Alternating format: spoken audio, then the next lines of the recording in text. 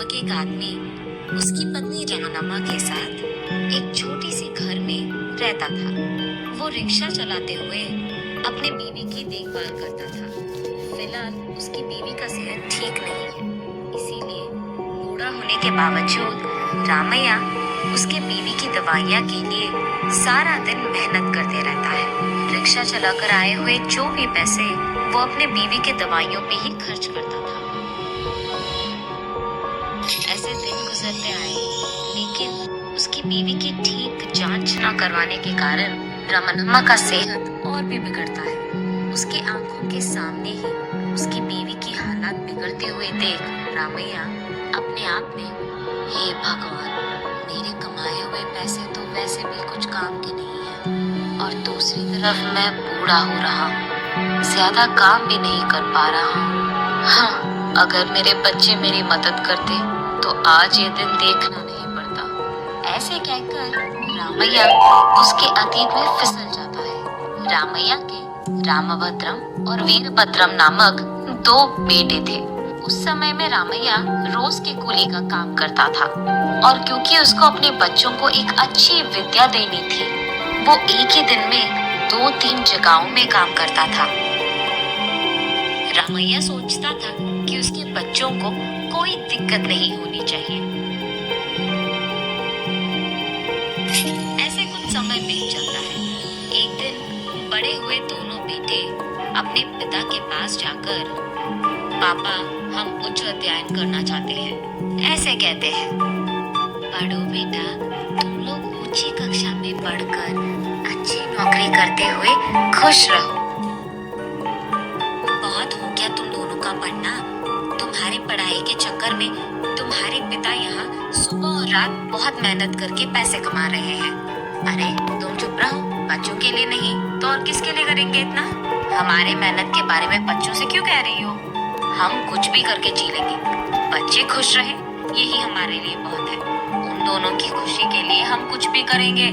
तुम दोनों शहर जाने की तैयारी करो बेटा, मैं और तुम्हारी माँ कूली का काम करके पैसे का इंतजाम करेंगे, ऐसे कहता है रामैया।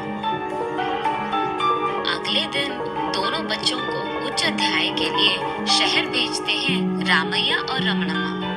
अगले दिन उसके बचत के पैसों से एक रिक्शा खरीदकर रामैया उस रिक्शा को घर ले आता है। आज से थोड़ा ज्यादा पैसे कमा पाऊंगा, ऐसे कहता है रामैया। शुभ है जी, आज से मैं भी आपकी सहायता करूंगी। ऐसे घर पे खाली ना बैठ के कोई काम देखकर कर लूंगी। ठीक है, मैं आज से ही काम शुरू करूंगा। ये कहकर वो रिक्शा लेकर वहाँ से चले जाता है।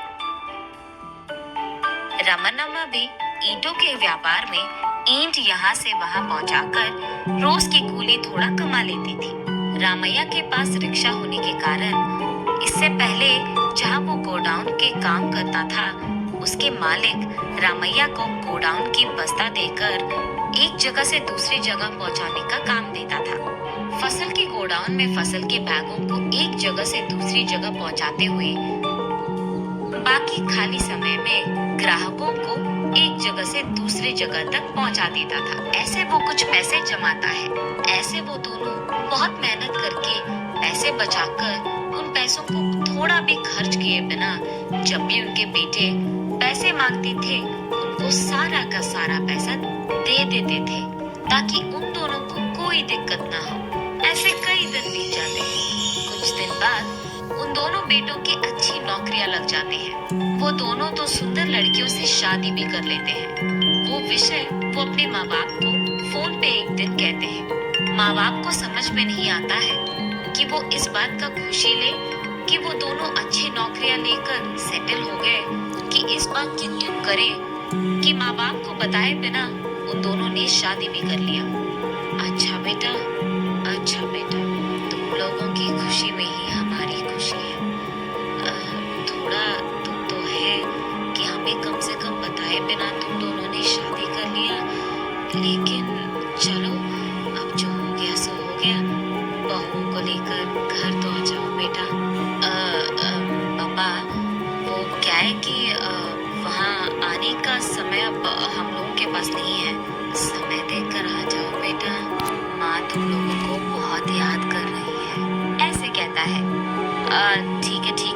ऐसे रामभद्रम फोन कट करता है। घर जाकर जो कुछ भी हुआ रामैया रमनम्मा को बताता है। तब रमनम्मा, हाँ देखा आपने, हमें बताए बिना शादी तक कर लिया इन लोगों ने। अरे छोड़ दे, जो हो गया सो हो गया। बहू बेटों को मैंने घर बुलाया, वो लोग आ जाएंगे, ठीक है। ये कहे कुछ दिन बीत जाते हैं। रामैया और रमनम्मा दोनों अपने बेटों का इंतजार करते ही रहते हैं और बेटों से उनको कोई समाचार नहीं मिलता है। इसी कारण रामैया अपने बेटों को फोन करता है। क्या हुआ पापा, क्यों कॉल किया आपने? मैं और माँ तुम लोगों के घर आने का इंतजार कर रहे हैं बेटा। तुम लोगों के घर आएंगे कहकर बहुत दिन हो गए ना, इसीलिए अब आना नहीं होगा पापा। कितने बार कहूँ मैं आपसे? बेटा वो माँ तुम लोगों को बहुत याद कर रही है, एक बार आके तो चले जाओ। रामभद्रम के ठीक बगल में मौजूद वीरभद्रम फोन लेकर, पापा भैया बोलने के लिए शर्मा रहे हैं कि हमारा पिता एक रिक्शा पुलर है तो हमारी बेइज्जती हो जाएगी, और इतना ही नहीं बहुएं वहाँ आएंगी भी तो उस छोटे घर में रह नहीं पाएंगी। इसलिए आप इस बात को समझ लो, हजम कर लो और हमें फोन करना बंद करो। ये कहकर फोन काट देता है। रामैया को मुंह से बात नहीं निकलती है और आंखों से आंसू निकलती है। ऐसे रोते वो अपने घर पहुंचता है। उसी दुख में घर आए रामैया को देख रमणम्मा, अरे क्या हुआ जी आपको? हाँ, मैं रिक्शा पुलर हूँ। ये बात अगर किसी को पता चल गया तो तुम्हारी बेटों की बेइज्जती हो जाएगी, और इतना ही नहीं बहुएं इस गांव में इस छोटी सी घर में रह नहीं पाएंगी, इसीलिए तुम्हारे बेटे घर आना पसंद नहीं करते हैं। उन्होंने यही बात किया था फोन पे। ये सुनकर रमनम्मा, क्या मेरे बेटों ने इतनी बड़ी बात कही? निराश होते हुए हाँ का इशारा करता है रामैया। मेरे कहने के बावजूद आपने सुबह रात हर दिन बहुत मेहनत की है उन लोगों के भविष्य के लिए, उन लोगों के महान बनने के लिए। अब देखो कितने महान बन गए हमारे बेटे, इतना कि उन्होंने कह दिया कि फोन भी मत करो। ऐसे रोते हुए कहती है, हाँ इतने बड़े बन गए कि माँ बाप का नाम कहते हुए शर्म आती है उनको। उसी दिन से उसी बात के दुख में रमनम्मा का सेहत बिगड़ने लगता है। अतीत से बाहर आकर रामैया उसके आंखें पोंछकर रिक्शा पे बैठकर ग्राहकों को ढूंढने लगता है। रास्ते में गोडाउन का मालिक रामैया को देख, क्या हुआ रामैया, बहुत ढीला दिख रहे हो, कल काम पे भी नहीं आए? माफ कीजिए साहब, मेरी बीवी का सेहत ठीक नहीं है, दिन ब दिन उसका हालत बिगड़ रहा है। मेरे पास मौजूद सारे पैसे खत्म हो गए हैं। कल पूरा उसका देखभाल कर रहा था उसके पास ही रहकर, इसीलिए मैं काम पे नहीं आ पाया। अरे रे, ऐसा है क्या?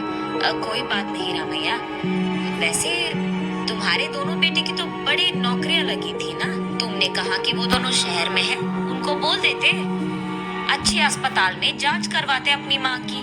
हाँ, कहाँ के बच्चे साहब, मैं रिक्शा पुलर हूँ। ये बात अगर उनके दोस्तों में पता लग गया तो उनका इज्जत घट जाएगा। ये समझकर वो हमसे बात करना भी छोड़ दिए। उनका हमें भूल कर भी बहुत दिन हो गए साहब। ऐसे दुख में कहता है, क्या इतना बड़ा बात कहा है उन्होंने? तुम्हारी रिक्शा की कमाई लेकर ही वो उतनी अच्छी जिंदगी जी रहे हैं, अब इतने बड़े बन गए कि खुद के माँ बाप को भूल गए। अच्छा, ऐसे कहकर अंदर से कुछ पैसे लाकर रामैया को देते हैं। जाकर अपनी बीवी की जांच करवाओ, उनके ठीक होने के बाद ही वापस काम करने आओ, समझे? अरे रे साहब, इतना पैसा? तुम पहले पैसे लो और अपनी बीवी का इलाज करवाओ, जाओ। ऐसे कहता है। पैसे लेकर वो अपनी बीवी का अच्छा इलाज करवाता है। मालिक के कहे के अनुसार ही अपने बीवी का ठीक होने तक उसके पास रहकर उसका बहुत अच्छा देखभाल करता है रामैया। उसके बीवी के सेहत के ठीक होने के बाद ही रामैया रमनम्मा से जो भी हुआ बताता है। उन्होंने बहुत अच्छे इरादे से हमारी मदद की है जी, अब हम भला उनके पैसे कैसे चुकाएंगे? मैं भी वही सोच रहा हूँ रमनम्मा। अब मेरे पास उसका एक ही उपाय बचा है। वो उपाय क्या है जी? अपनी रिक्शा बेचकर आए हुए पैसे उनको दे देते हैं। ठीक है जी, उनको देकर हम वापस कोई दिन का कूली करके उसी वेतन से जी लेंगे, लेकिन जिन्होंने मदद की है उनका कर्ज तो हमेशा चुकाना होगा। अगले दिन रामैया रिक्शा बेचकर आए हुए पैसों को गोडाउन के मालिक के पास ले जाता है। साहब, नमस्ते साहब। हाँ रामैया, बीवी का सेहत कैसा है? आप ही के मदद के कारण वो भी ठीक है साहब। भगवान आपकी कृपा करे। ये लीजिए साहब, आपके पैसे वापस करने आया था। रामैया, मुझे तुम्हारी मदद करनी थी, मैंने किया। मैंने कभी तुमसे पैसे वापस नहीं मांगा था ना, अपने पास ही रखो। पूछे बगैर आप जैसे अच्छों का कर्ज चुकाना तो हमारा फर्ज बनता है साहब। वैसे इतने पैसे तुम्हें कहाँ से मिले? हाँ वो साहब, मैंने रिक्शा बेच दी। ऐसे डरते हुए कहता है रामैया। तो फिर तुम कल से क्या काम करोगे रामैया? मैं तो कोई कूली का काम कर लूंगा साहब। रामैया की अच्छाई देख मालिक कहता है, ठीक है, वहाँ पे वैन पड़ा है, तुम कल से यहाँ आकर वैन चलाते हुए काम कर लो। साहब, अभी तक आपने हमारा बहुत मदद किया है, अब ये भी। बहुत समय से तुम मेरे पास ईमानदारी से काम कर रहे हो। तुम्हें मैंने कभी 1 रुपए ज्यादा नहीं दिया है और तुमने भी कभी नहीं मांगा। ये सोच लो कि तुम्हारी अच्छाई का ये मेरा तोहफा है। जाओ, जाकर काम शुरू करो। घर आकर रामैया जो कुछ भी हुआ अपनी बीवी रमणम्मा को बताता है। ठीक है जी, हमारी मेहनत हमारे बच्चे नहीं देख पाए, कम से कम तुम्हारे मालिक ने पहचाना, कम से कम वो तुम्हारी मेहनत का इज्जत करते हैं।